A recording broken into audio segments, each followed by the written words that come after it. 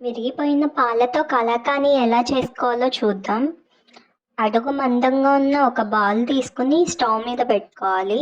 అందులో విరిగిపోయిన పాలు వేసుకుని సిమ్లో ప్రాసెస్ అంతా చేయాలి. ఆ పాలనన్నిటిని ఎప్పుడూ తిప్పుతూ ఉండాలి, లేదు అంటే అడుగు అంటుతుంది.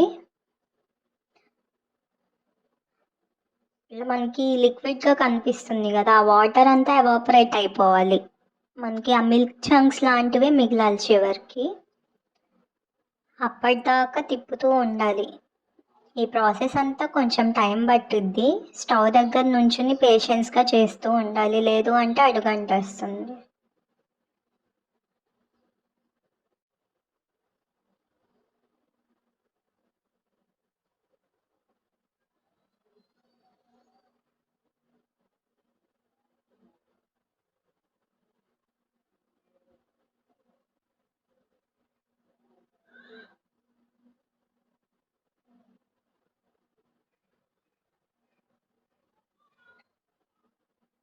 వాటర్ అంతా ఇట్లా ఎవాపరేట్ అయిపోయిన తర్వాత అందులో షుగర్ వేసుకోవాలి.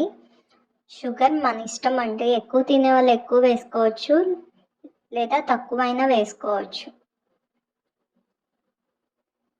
ఈ స్టేజ్లోనే ఇలాచీ పౌడర్ వేసుకోవాలన్నా వేసుకోవచ్చు. అలాగే సాఫ్రాన్ కూడా వాటర్లో కానీ పాలలో కానీ కలిపి వేసుకోవాలంటే వేసుకోవచ్చు.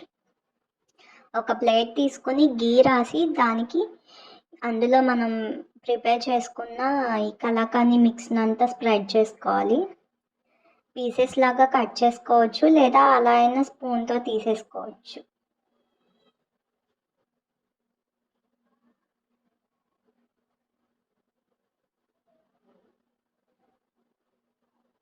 కలాకాని రెడీ.